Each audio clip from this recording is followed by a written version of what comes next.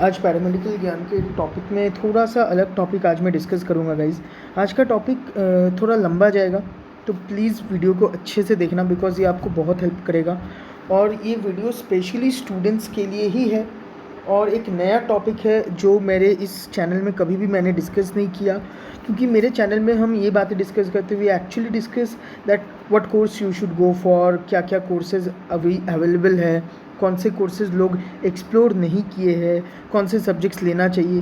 But एक और चीज़ है गाइस, कैसे हमारे मेंटल हेल्थ हम लोगों को उन कोर्स या सब्जेक्ट सिलेक्शन में हेल्प करता है। मतलब एक स्टूडेंट किन किन सिचुएशंस में होता है, उनका मेंटल स्टैंडर्ड क्या होता है कि वो एक कोर्स या फिर एक सब्जेक्ट की तरफ जाता है, ये हमें जानना बहुत इंपॉर्टेंट है गाइज़। और इसलिए मैं ये वीडियो आज बना रहा हूँ, ये टॉपिक आज मैं डिस्कस करना चाहता हूँ गाइज़। बिकॉज क्या है कि स्टूडेंट्स 10th पास करते हैं, स्टूडेंट 12th का पास करते हैं, स्टूडेंट ग्रेजुएशन करते हैं, पोस्ट ग्रेजुएशंस करते हैं, फिर भी उनके मेंटल हेल्थ के कारण उनकी कुछ गलत डिसीजंस हो जाते हैं। जो ऐसा नहीं कि वो डिसीजन गलती से लिया गया, वो सिर्फ और सिर्फ उस टाइम का मेंटल स्टैंडर्ड था जिसके कारण ये हुआ, और उसके कारण उनको काफ़ी प्रॉब्लम फ्यूचर में फेस करनी पड़ती है। तो गाइज़, सबसे पहला जो पॉइंट है वो हम डिस्कस करेंगे कि कौन लोग हैं जो एक्चुअली सबसे ज़्यादा रिस्क में है। जो मेरे हिसाब से जो स्टार्टिंग पॉइंट्स, जो मेरा एक मतलब मैंने एक प्रॉपर बार बनाया, एक प्रॉपर स्टैटिस्टिक स्टडी की है, तो सबसे ज़्यादा रिस्क मैंने जो नोटिस किया एक स्टडी के ऊपर कि ग्रेजुएटेड स्टूडेंट्स जो है वो सबसे ज़्यादा मेंटल हेल्थ रिस्क में होते हैं guys. Because see they are why they are having more risk of mental illness. Because देखो गाइज, क्या होता है कि एक ग्रेजुएटेड स्टूडेंट जो होता है वो जब ग्रेजुएशन कंप्लीट करता है तो उसके ऊपर काफ़ी सारे प्रेशर आते हैं। Because in India graduation completes almost 22, 21, 23, 21, 22, 23 in ages के अंदर ग्रेजुएशन कंप्लीट हो जाती है बच्चों में। तो जब ये कंप्लीट होता है तो फैमिली प्रेशर्स धीरे धीरे आने लगता है। बिकॉज इंडिया में 21 के बाद बच्चों को वो समझा जाता है कि वो फैमिली को अंडरस्टैंड करेगा। तो क्या होता है गाइस, जब आप ग्रेजुएट हो जाते हो, जब कोई ग्रेजुएट हो जाता है तो उसके ऊपर ना काफ़ी सारे मेंटल प्रेशर होते हैं गाइस। और इन प्रेशर्स के कारण क्या होता है कि उसको काफ़ी सारे ऐसे चीज़ों से डील अप करना होता है कि मैं ग्रेजुएट हो चुका हूँ, अब मुझे जॉब करना है या मुझे मास्टर्स करना है। मास्टर्स करना है तो कैसा मास्टर करना है, किस में जाऊँ, थोड़ा ज़्यादा खर्चा हो रहा है इसमें, अगर मैं MBA लेता हूँ तो मुझे काफ़ी खर्चा हो रहा है, कुछ और कोर्स कर लूँ, सिंपल MSc कर लूँ, क्या करूँ।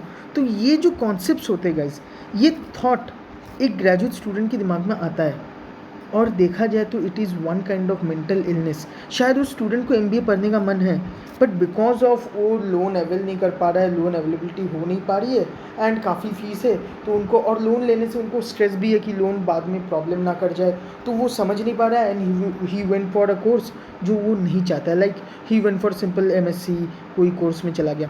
शायद उसको MSc करना नहीं, उसको MBA करना है, उसका इंटरेस्ट मार्केटिंग में है, उसका इंटरेस्ट किसी और डिपार्टमेंट में, HR में, बट फिर भी वो MSc कर रहा है। क्यों? क्योंकि उसके माइंड पे उस समय मेंटल इलनेस, वो मेंटल इलनेस समझना। आज हमारा वीडियो यही है गाइज कि किस किस स्टूडेंट्स को, किस किस लेवल ऑफ स्टूडेंट्स को क्या क्या काइंड ऑफ मेंटल इलनेस आ सकती है गाइज, ये हमें जानना है guys. Okay, so actually graduate student मैंने डिस्कस कर दिया गाइज।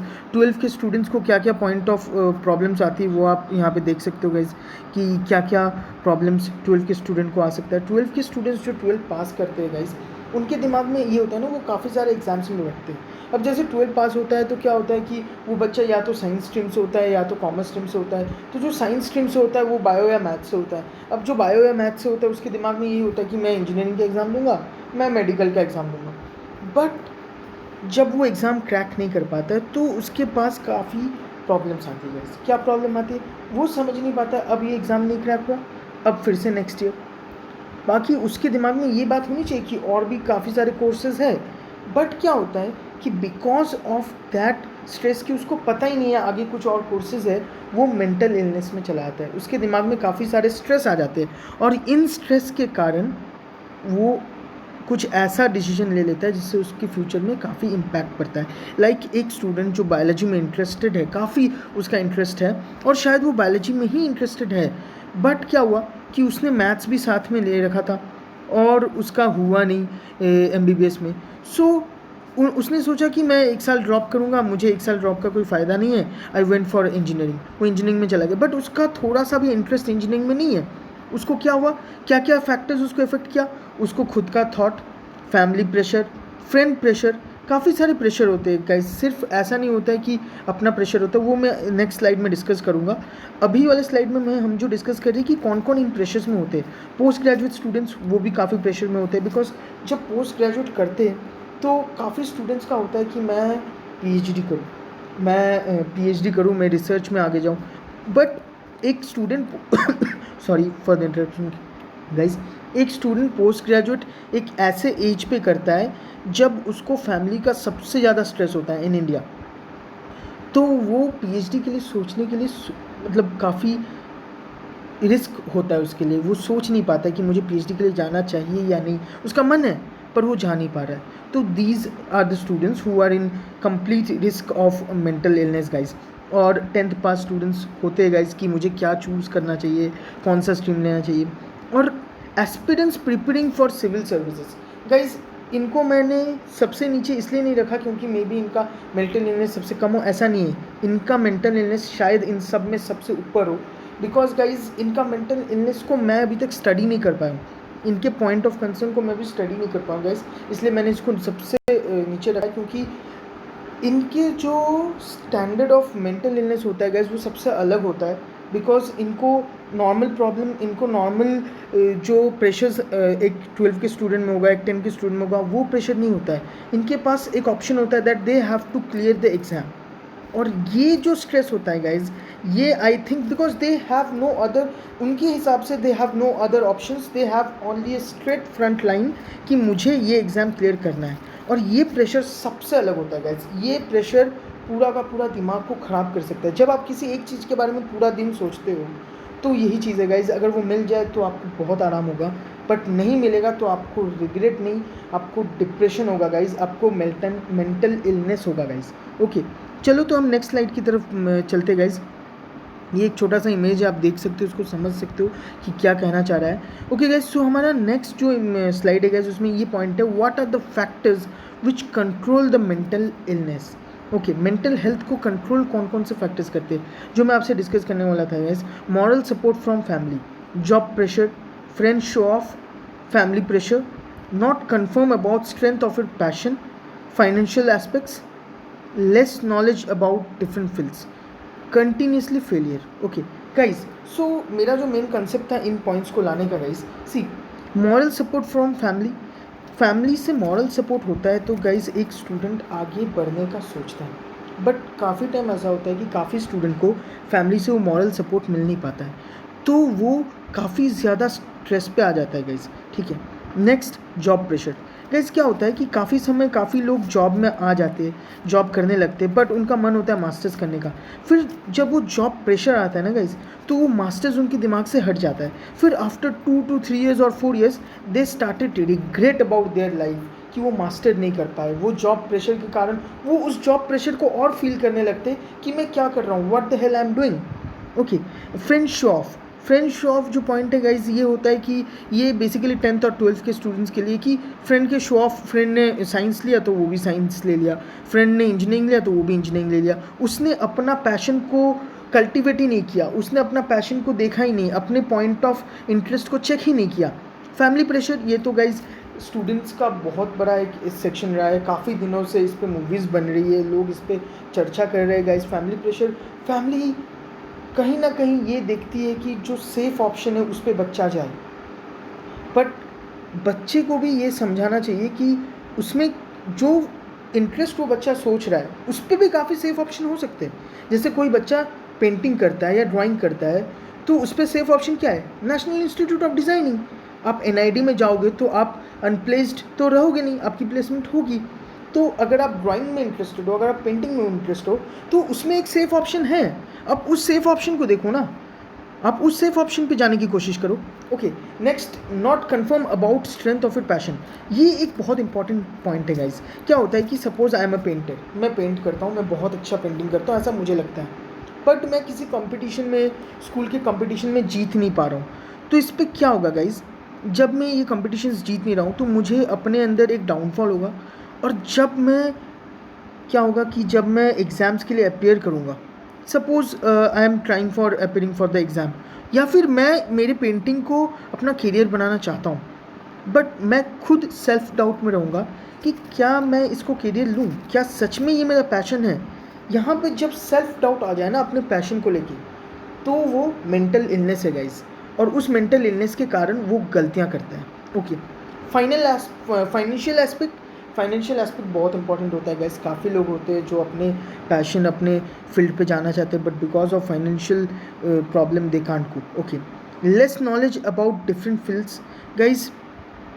हर फील्ड के बारे में लेस नॉलेज होने से वो बंदा एक सेल्फ सेंटर्ड हो जाता है, एक कोर्स के लिए सेंटर्ड हो जाता है, और फिर उसे समझ नहीं आता है कि उस कोर्स के अलावा भी कुछ और कोर्सेज है, और वो चला जाता है ऐसे किसी गलत कोर्स में। ओके, सो यहाँ पे प्रॉब्लम्स आती है। ओके, नाउ कंटिन्यूसली फेलियर एक बहुत बड़ा इंपॉर्टेंट पॉइंट है गाइज। ये बेसिकली जो मैंने लास्ट पॉइंट रखा था सिविल सर्विसेज वालों के लिए, उनके लिए गाइज, जब कंटिन्यूसली ये फेलियर होते रखते हैं तो इनको एक डिप्रेशन आता है guys. That is mental health guys. ये फैक्टर्स है जो मेंटल हेल्थ को अफेक्ट करता है गाइज, और आप कह सकते हो कंट्रोल करता है। इन फैक्टर्स का अच्छा होना मेंटल हेल्थ अच्छा है, इन फैक्टर्स का बुरा होना मेंटल हेल्थ बुरा है। Okay, now guys we are coming to the next point, that is, ये एक स्क्रीनशॉट मैंने खींचा था गाइज, ये मुझे लगा कि आप लोग को ये जानना चाहिए कि मेंटल हेल्थ एक्चुअली क्या क्या इफेक्ट करता है गाइज। ये स्टूडेंट के लाइफ को इफेक्ट करता है, उनकी क्वालिटी को घटा के। अब क्वालिटी मतलब स्टूडेंट का ना एक प्रॉपर लाइफ होता है, एक स्टूडेंट लाइफ होता है guys. Okay, like when I was in my graduation I enjoyed my life very well. Okay, because मुझे मेरा कोर्स पसंद था, मैं जो पढ़ाई कर रहा था वो मुझे पसंद था। ओके, जब मैं जॉब में गया, जो मैं जॉब कर रहा था एज ए लेक्चरर, जब मैं जॉब कर रहा हूँ तो मुझे अच्छा लगता है लेक्चरर जॉब करना, तो वो मुझे पसंद है कि I am working as a lecturer. ये मेरा अच्छा लगता है, मुझे ये काम करना, लोगों को समझाना, लोगों को बताना, तो ये काम मुझे पसंद है, तो I am enjoying this life. अगर मुझे ये काम पसंद नहीं आए, अगर मुझे ये पढ़ाई पसंद नहीं आए, तो क्या होगा, मुझे स्ट्रेस होगा, मेरा क्वालिटी ऑफ लाइफ जो है वो बिगड़ जाएगा। ओके, एकेडमिक अचीवमेंट ये बहुत इंपॉर्टेंट है। लाइक मेरे ग्रेजुएशन में मुझे बहुत सारे एकेडमिक अचीवमेंट मिले, तो मुझे ना ये एक कॉन्फिडेंस मिला। बट जब क्या होता है कि स्कूल में मेरे उतने अच्छे मार्क्स नहीं आ रहे, तो ये ना मेरा मेंटल हेल्थ को काफ़ी इल करता था। लाइक यार मैं सच में मैं कुछ कर पाऊँगा या नहीं। फिज़िकल हेल्थ ये भी बहुत इंपॉर्टेंट है, बिकॉज आप अपने फिज़िकली हेल्थ नहीं रहोगे, फिज़िकली आप फिट नहीं रहोगे। लाइक मेरा एक दोस्त था मेरे ग्रेजुएशन में, वो काफ़ी अनफिट था फिज़िकली, तो उसको क्या होता था, एग्ज़ाम से पहले वो बीमार होता था गाइस। ओके, सो जब भी एग्ज़ाम से पहले वो बीमार होता था, उसको प्रॉब्लम्स ये आती थी कि वो बीमार होता था और वो एग्ज़ाम अच्छा नहीं दे पाता था। Okay, satisfaction with college experience ये बहुत इंपॉर्टेंट पॉइंट है गाइज। अदरवाइज आप कॉलेज को कोसोगे, आप अपने पूरे 3 से 4 साल के ग्रेजुएशन को कोसोगे। Okay, negatively impacting relationship with friend and family members, obviously. इसलिए मैंने कहा कि फैमिली एनवायरनमेंट, फ्रेंड एनवायरनमेंट ये बहुत इंपॉर्टेंट है। जैसे मेरे जो स्कूल फ्रेंड्स थे वो उतने अच्छे नहीं थे, I don't find them so cultivating. Like वो मेरे लिए ग्रोथ वाले दोस्त नहीं थे, वो मुझे ग्रोथ में कभी हेल्प नहीं की। तो ऐसे फ्रेंड्स होने से क्या होता है कि आप काफ़ी डिप्रेस फील करते हो, बट आपको जब ऐसे दोस्त मिलते हैं जो आपको कॉन्फिडेंस दे, बोले यू कैन डू इट, सो उस समय क्या होता है, आपका मेंटल हेल्थ ग्रो करता है। तो गाइस सिंपल सी बात है, मेंटल हेल्थ का एक स्टैंडर्ड होता है गाइस। ये इलनेस में आता है, कभी कभी ये स्ट्रांग होता है, तो ये इन फैक्टर्स के कारण स्ट्रांग या फिर इल होता है।